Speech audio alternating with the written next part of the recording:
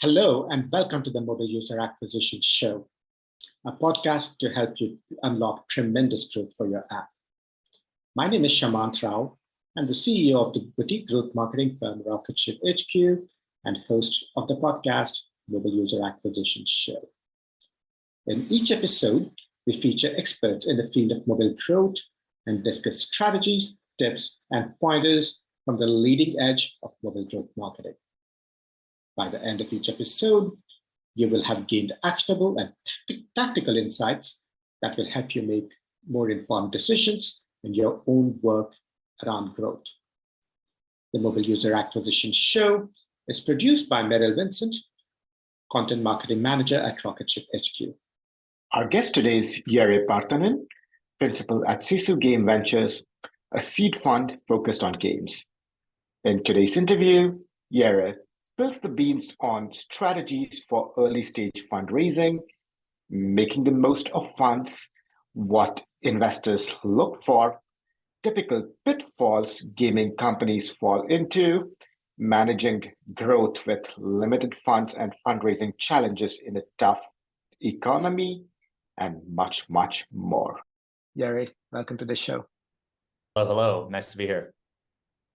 Yeah, excited to have you. Also because you're very highly recommended and you're very plugged into all things gaming, and I'm excited to dive into aspects of game investing that you're very, very plugged into today. To get started, right? So when entrepreneurs are looking to raise a seed round for a gaming company, what are some of the typical milestones at which you recommend that they start to raise? Right. So this is an interesting question, especially when it comes to mobile studios in the post-IDFA world. And the fact is that there's not necessarily a clear-cut answer. I mean, some of the other funds that may invest slightly larger amounts in traditional seed rounds of, let's say, $3 to $5 million might say that they don't necessarily even want to see companies raising pre-seed, because in a lot of cases, what you can actually prove with a pre-seed investment is not necessarily going to be that meaningful for your seed raise, which is definitely a problem.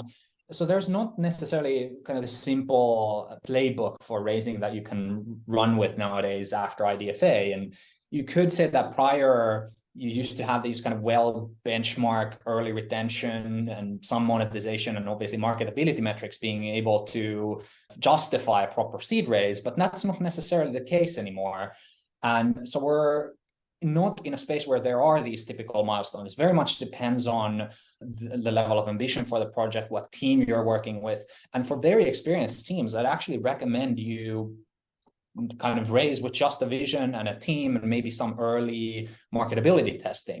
And in some cases, even having metrics for your game can be a detriment to your raise, kind of very much depending on the type of studio you're building. But if we look at investing in pre-seed and what these companies would need for a subsequent seed round, we do want to see them proving something out that they're specifically targeting as a core part of what they're differentiating through before raising that seed. So, for example, are you looking to personalize content starting quite early in the player journey in a novel way? Can you prove this with the pre-seed amount that you have?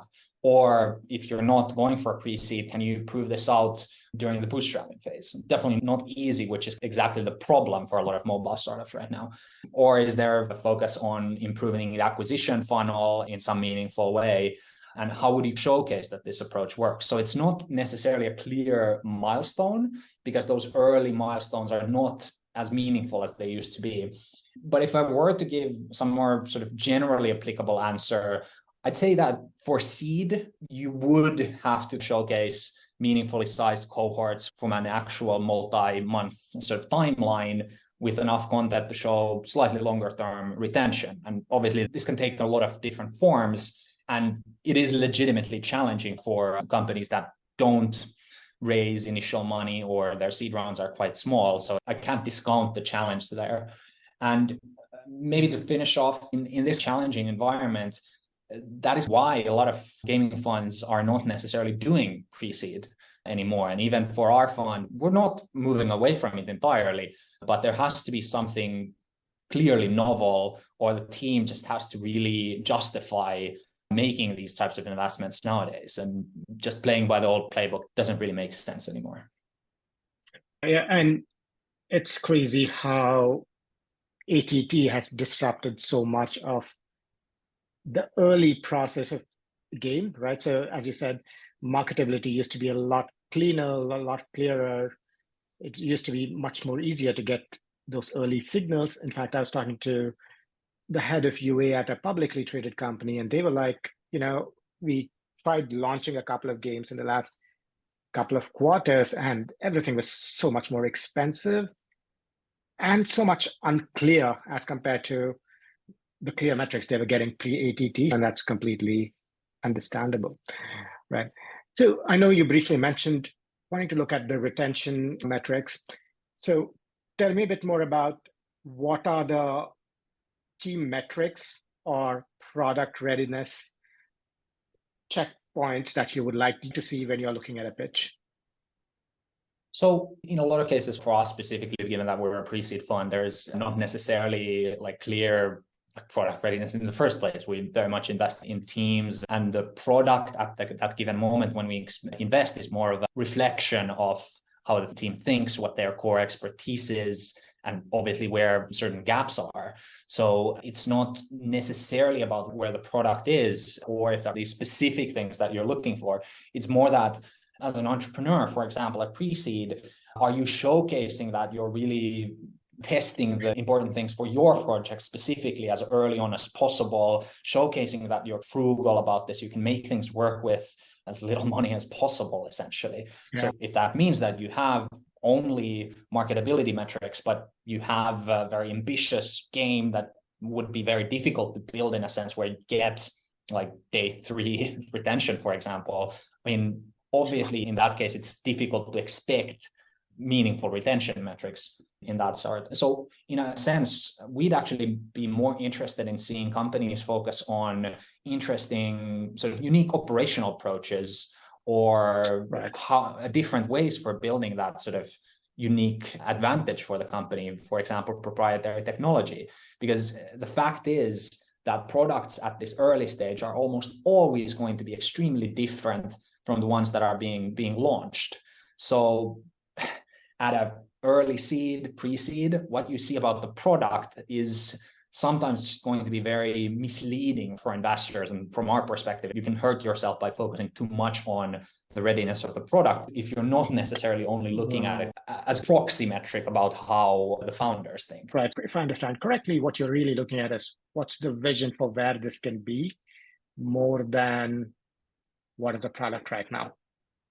To an extent, it's about that. But I'd also say, like, as I mentioned, it's more about showcasing how you think, not only where the ambition for the product is, but if you have something you can showcase in terms of metrics without having spent any money and you've been in a difficult position without being able to recruit anyone, just the fact that you have something you can showcase is already extremely meaningful, because a lot of companies just don't have anything when they go for pre-seed.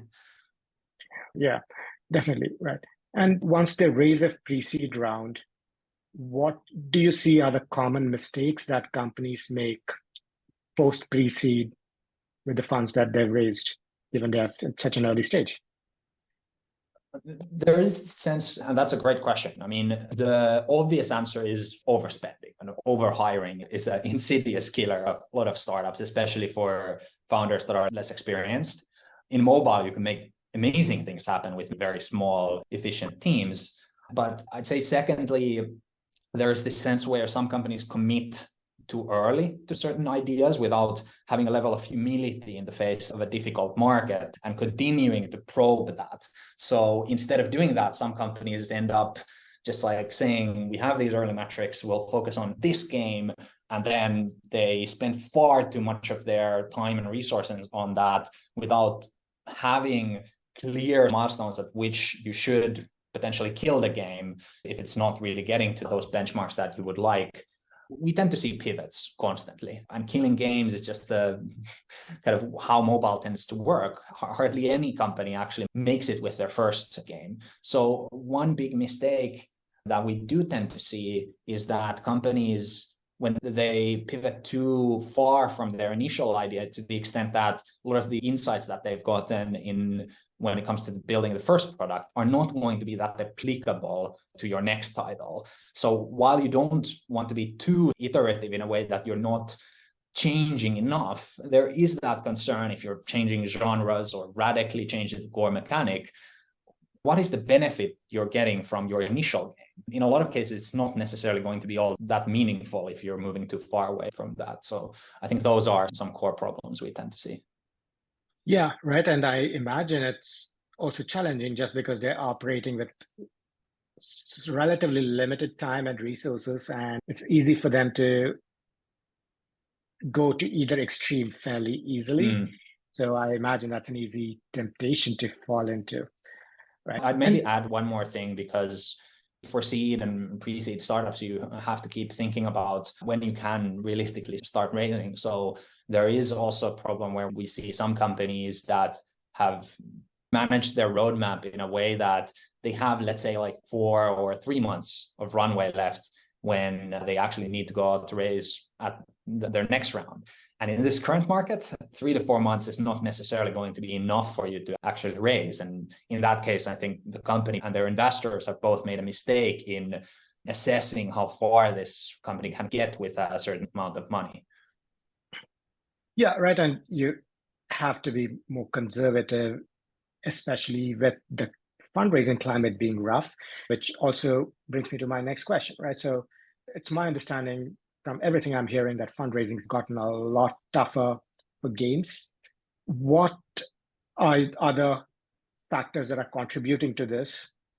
And what are some of the things that you recommend that companies do to combat this?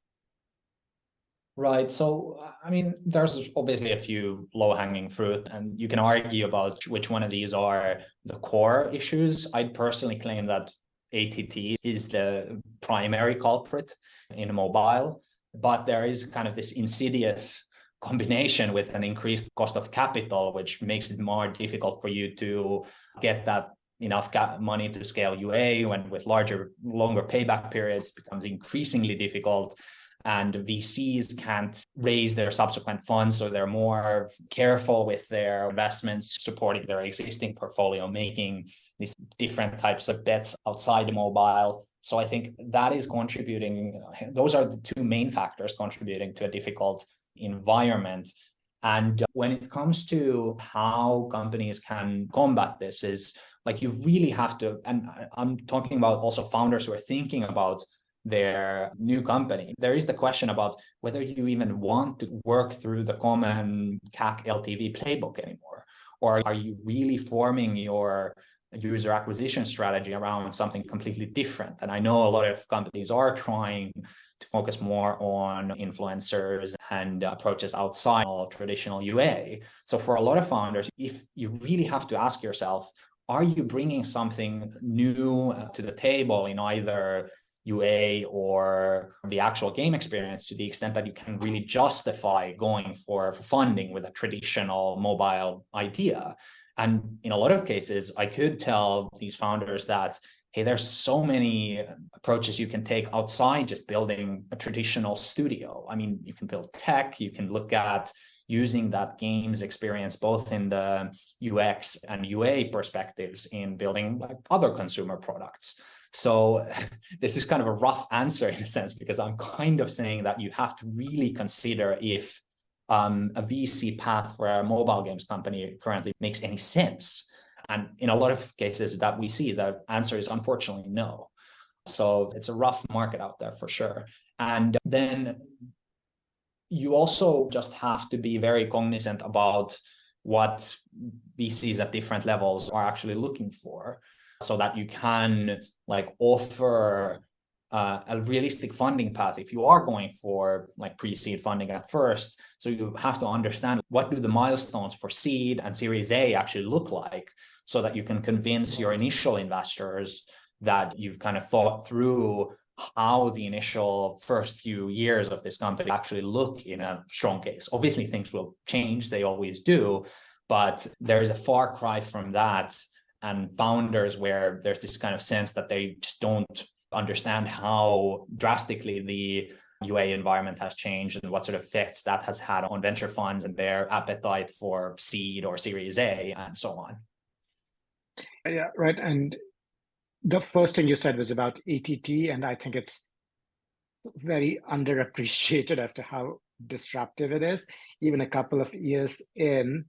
And certainly, I think the cost of raising capital has gotten higher, and that's certainly a factor that ATT is certainly not appreciated as much.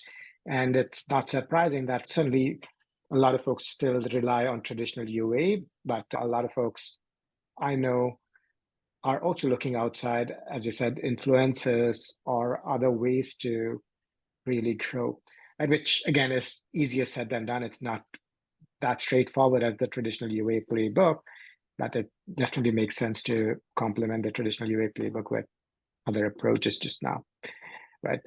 And I briefly mentioned that the game launches are just much harder, much more expensive using the traditional UA playbook lately, right? So do you see that impacting your funding decisions for games? Because again, you're coming in at a relatively early stage before the viability of a game UA is very clear.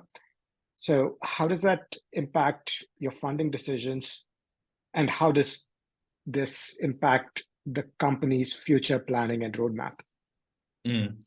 So, I mean, it does affect both categories considerably. So if we're starting with the impact on funding decisions, so we've already seen quite a lot of impact on our end, and especially when it comes to later stage funds, which then obviously, as we are at the top of the funding waterfall, we have to react to how these other funds think about things. There is the sense where a lot of funds are just not interested in, for example, mobile free-to-play currently, given a lot of these dynamics. So while we're not necessarily as pessimistic, it has led to us being less excited about, let's say, traditional mobile deals. So these kind of fast follows, slow follows, not really a thing anymore.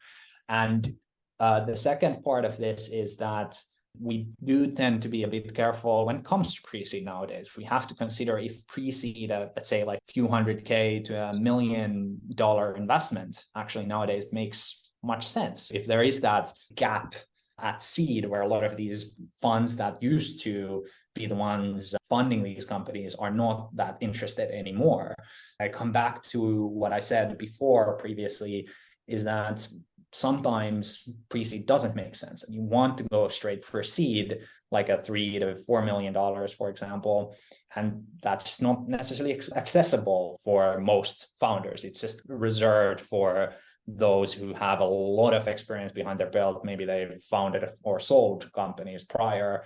So that kind of impacts funding decisions as well for us. I mean, for some companies, if we could tell them that, hey, we don't necessarily see that you can make a dent with $1 million, that could have been like a considerable and meaningful investment prior, right, but not necessarily nowadays with, let's say, early retention and even early monetization results not necessarily being that applicable when it comes to the long-term performance of a game.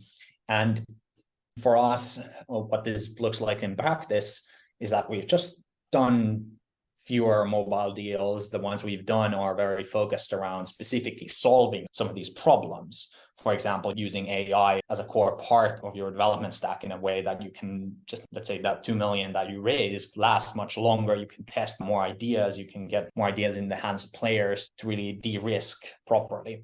The second part that has happened for us is that we've just done more PC console deals. Well, that area of the games industry has a lot of its own issues, but as a pre-seed fund, as I mentioned, we always have to look at where the next stage of investors are investing in, and to an extent also move there, which to an extent has been PC console recently, cross-platform, and I mean, obviously AI.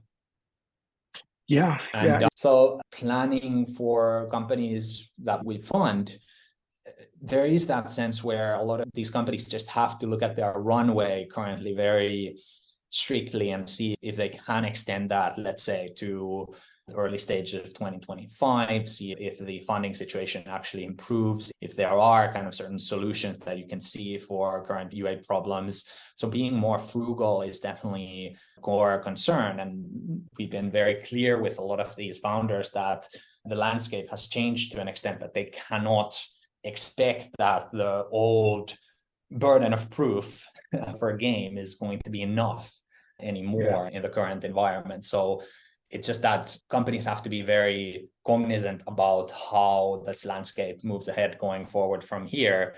And in some cases, even though VC funds are not particularly excited by this, we just have to tell some of the companies that they may have to work with publishers going forward. For example, for a specific game now, I mean, obviously that may end up having them beholden to that publisher for the long term, but at least it keeps them alive and the lights on. Yeah. These are certainly challenging times, and that's certainly what I'm hearing out in the marketplace as well. Yeah, thank you for shedding a light on what's driving all of this and the mechanics underneath all of what's unfolding in front of us. This is perhaps a good place for us to wrap. But before we do that, could you tell folks how they can find out more about you and everything you do? Cool. So I'd recommend folks go to sisu.vc and check out a little bit about what we do, a little bit about our portfolio and how to reach out to us. You can reach out to me at sisu.vc or just directly on LinkedIn, and I'll try to get back to you as soon as possible. Wonderful, Jere. Thank you so much for being on the show. I hope to see you around. Perfect. My pleasure. For more tips, pointers, and strategies from the leading edge of mobile user acquisition, subscribe to our YouTube channel right here, or check out our blog, rocketship.hq.com/blog.